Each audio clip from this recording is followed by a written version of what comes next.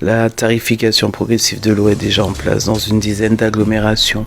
Les ménages doivent prendre l'habitude d'économiser l'eau ou la payer très cher. En présentant le plan eau du gouvernement le 30 mars 2023, Emmanuel Macron a annoncé que la tarification progressive de l'eau sera bientôt généralisée. Les premiers mètres cubes sont facturés à un prix modeste, proche du prix coûtant, et ensuite, au-delà d'un certain niveau, le prix du mètre cube sera plus élevé, a expliqué le chef de l'État. La ministre de l'Enseignement supérieur, Sylvie Retailleau, a annoncé une hausse significative de 37 € par mois et donc 370 € par an des bourses d'étudiantes représentant plus de 500 millions d'euros supplémentaires. Cette augmentation, la plus importante depuis 10 ans, s'inscrit dans la lutte contre la précarité étudiante et dans un contexte de mobilisation des jeunes contre la réforme des retraites. Les 35 000 nouveaux bénéficiaires pourront profiter d'un gain annuel de 1 450 € de bourse, versés sur 10 mois, ainsi que d'autres avantages tels que l'exonération des frais d'inscription et de la CVEC, des repas à 1 € et la priorité pour le logement Crous. Par ailleurs, 140 000 étudiants, soit 20% des boursiers en 2023, verront leur échelon de bourse augmenter en tenant mieux compte de leur situation familiale.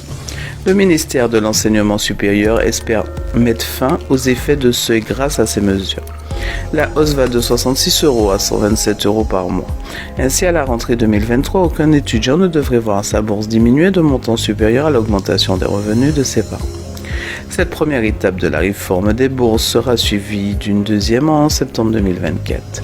La concertation avec les syndicats étudiants représentatifs au niveau national se poursuit jusqu'à l'été afin de continuer à construire les évolutions structurelles du système de bourse.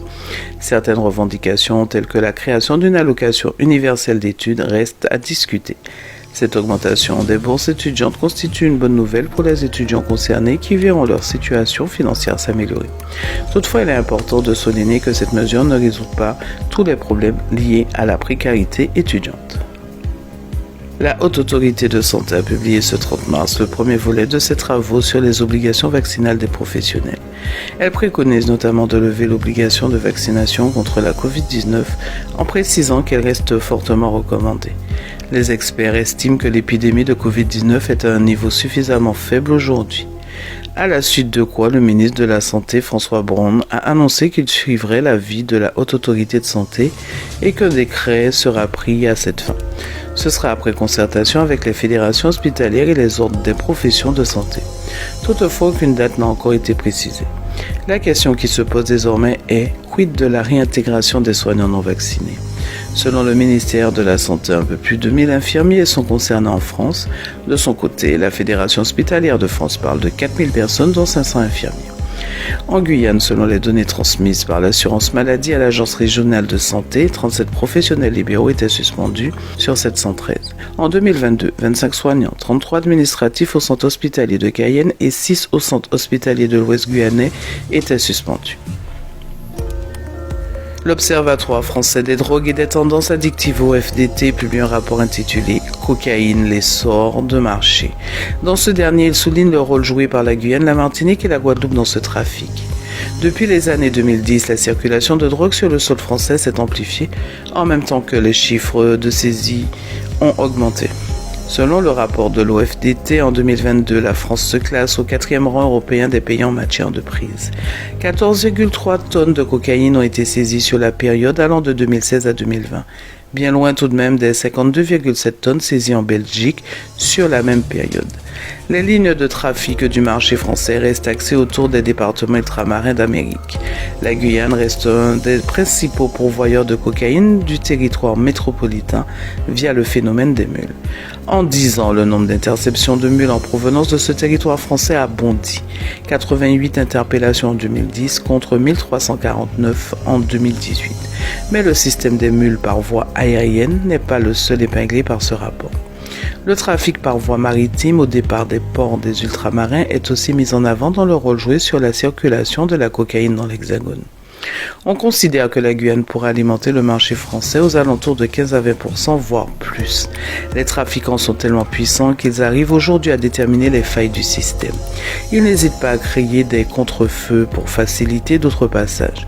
Les autorités douanières parlent aujourd'hui de trafic de fourmis car on fait venir un certain nombre de personnes qui avancent et il est très difficile de tous les arrêter, souligne David Wenberger, chargé de mission Mildeka, mission interministérielle de lutte contre les drogues et les conduites addictives.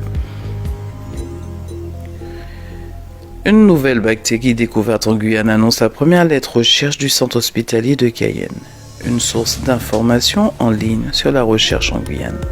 Cette bactérie s'appelle la Boutsella amazonensis. La brucellose est une zoonose, une maladie infectieuse passée de l'animal à l'homme.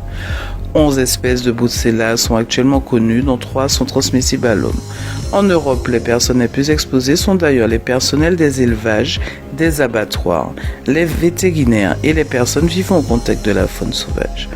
En Guyane, pour l'instant, aucun cas n'a été diagnostiqué chez les personnes du littoral. Les recherches se poursuivent avec des chercheurs américains et brésiliens qui eux aussi ont découvert une nouvelle forme de Boutsella. La grande finale nationale de l'UNEC Trophy s'est déroulée ce week-end en Normandie. 1500 visiteurs étaient venus encourager les finalistes. Le Guyanais Amagandeta Shanklunk a remporté le championnat de France de coiffure ce 26 mars, en décrochant la médaille d'argent dans la catégorie thème libre. Il a gagné une médaille d'argent ainsi que 2 prix d'excellence, ce qui représente un grand accomplissement pour lui. Je cite, « Je suis extrêmement reconnaissant envers tous ceux qui m'ont soutenu et encouragé tout au long de ce parcours. C'est une victoire incroyable et je suis honoré d'avoir représenté la Guyane avec succès dans cette compétition », a-t-il déclaré. Plus de 30 personnes ont fait naufrage après le dessalage de leur bateau entre Antigua et Barbuda et Saint-Kitts-et-Nevis. L'embarcation immatriculée en Guadeloupe avait quitté clandestinement le pays en direction de Saint-Thomas, aux îles Vierges américaines. Les recherches en mer sont toujours en cours. Vers minuit, dans la nuit du lundi 27 et mardi 28 mars 2023, un signal de détresse a été réceptionné à la Martinique. Il avait été émis par un bateau immatriculé en Guadeloupe en difficulté à 12 miles nautiques des côtes de Saint-Kitts et 40 miles au nord-ouest d'Antigua. Les recherches des gardes-côtes de Saint-Kitts et d'Antigua ont été déclenchées. 16 personnes ont été retrouvées vivantes, au moins une quinzaine d'autres sont toujours portées disparues. Les autorités à Antigua et Barbuda ont confirmé le décès de 3 personnes. Il transportait à son bord des clandestins camerounais partis du pays en direction de Saint-Thomas dans les îles Vierges américaines, situées au nord de l'archipel antillais. Il s'agissait d'un trajet de 354 km. Des ressortissants d'Antigua et Barbuda étaient également présents sur le bateau. Depuis leur arrivée à Antigua et Barbuda, il y a quelques mois, ces Camerounais avaient toujours annoncé que leur destination finale était les États-Unis. C'est la fin de ce flash. Merci de l'avoir suivi et à demain sur Radio Mayuri Campus.